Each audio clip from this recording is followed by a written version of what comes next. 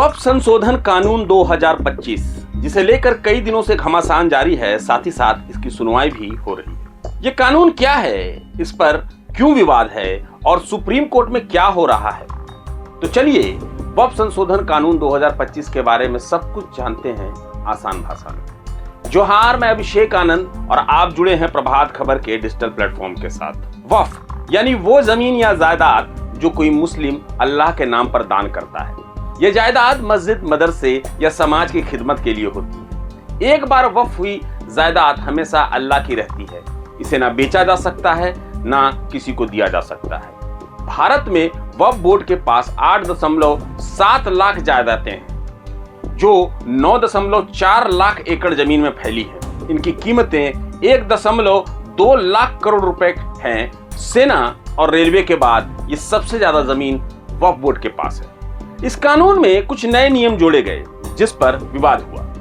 कई लोग जैसे असदुद्दीन ओवैसी, मनोज झा और जमीयत उलेमा सुप्रीम कोर्ट में याचिका लेकर गए। उनका कहना है कि ये कानून गैर आईनी है और मुसलमानों के धार्मिक हकूक को नुकसान पहुंचाता है। वहीं हरियाणा, महाराष्ट्र, मध्य प्रदेश, राजस्थान, छत्तीसगढ़ और असम की सरकारें कह रही हैं कि ये कानून सही है। सुप्रीम कोर्ट ने बुधवार और गुरुवार को इस मामले पर सुनवाई की। सरकार की तरफ से सॉलिसिटर जनरल तुषार मेहता ने कहा, सेंट्रल वक्फ काउंसिल और वक्फ बोर्ड में कोई गैर मुस्लिम मुकर्रर नहीं होगा। साथ ही मौजूदा वक्फ जायदादों पर कोई कार्रवाई नहीं होगी, यानी अभी सब कुछ जस का तस रहेगा। सुप्रीम कोर्ट ने सरकार से सख्त सवाल किए। चीफ जस्टिस राजीव खन्ना ने पूछा, क्या आप हिंदू धार्मिक ट्रस्ट में किसी मुस्लिम या गैर हिंदू को नियुक्त करने की सोच रहे हैं? जिस पर तुषार मेहता ने कहा कि पहले उनकी पूरी बात सुनी जाए। याचिकाकर्ताओं की तरफ से कपिल सिब्बल, राजीव धवन और अभिषेक मनु सिंघवी जैसे वकील पेश हुए।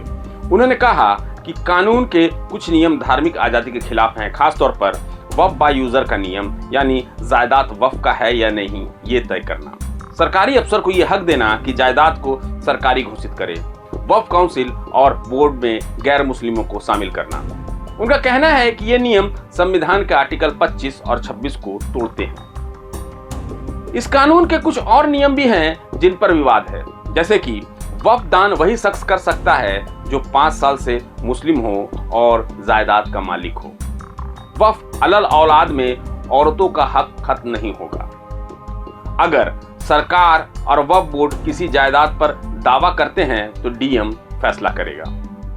डीएम जायदाद को सरकारी घोषित कर सकता है और वो हमेशा सरकारी रहेगी। वक्फ बोर्ड को जायदादों का सर्वे करने का हक खत्म कर दिया गया। अब यह काम डीएम करेगा। सेंट्रल वक्फ काउंसिल में 2 गैर मुस्लिम और 2 मुस्लिम औरतों को शामिल करना जरूरी है। वहीं सुप्रीम कोर्ट ने कहा है कि वो कुछ अंतरिम हुक्म देने पर विचार कर रही है, जैसे कि वक्फ जायदादों को डिनोटिफाई नहीं किया जाएगा। कोई सरकारी अफसर जायदाद को वक्फ या सरकारी घोषित नहीं करेगा जब तक मामला हल ना हो। गैर मुस्लिम की तैनाती पर रोक लग सकती है। जस्टिस खन्ना ने कानून के बाद हुई फसाद की निंदा की है। उन्होंने कहा कि यह बहुत निंदनीय बात है। कुछ लोग सिस्टम पर दबाव डालना चाहते हैं। उन्होंने ये भी कहा कि कानून के अच्छे पहलुओं को सामने लाना चाहिए। वक्फ की जायदादें समाज की खिदमत के लिए हैं। वक्फ वेलफेयर फोरम के जावेद अहमद कहते हैं कि वक्फ का मतलब ठहरना है। एक बार वक्फ हुआ तो वो हमेशा अल्लाह का है। सुप्रीम कोर्ट ने भी 1998 में कहा था कि वक्फ की जायदाद हमेशा वक्फ रहती है। भारत में वक्फ बोर्ड की जायदादें दुनिया में सबसे ज्यादा हैं। मामले की सुनवाई हो रही है और सुप्रीम कोर्ट ने अभी तक कोई स्टे ऑर्डर नहीं दिया है। अगली सुनवाई 5 मई 2025 के हफ्ते में होगी। तब तक ये मामला चर्चा में रहेगा। आप इस पर क्या सोचते हैं हमें कमेंट सेक्शन में जरूर बताएं। और अगर आपको ये वीडियो पसंद आया हो तो इसे लाइक करें, शेयर करें, साथ ही साथ चैनल को सब्सक्राइब करना ना भूलें। फिलहाल जोहार। प्रभातखबर.com, विश्वास वही, रफ्तार नहीं।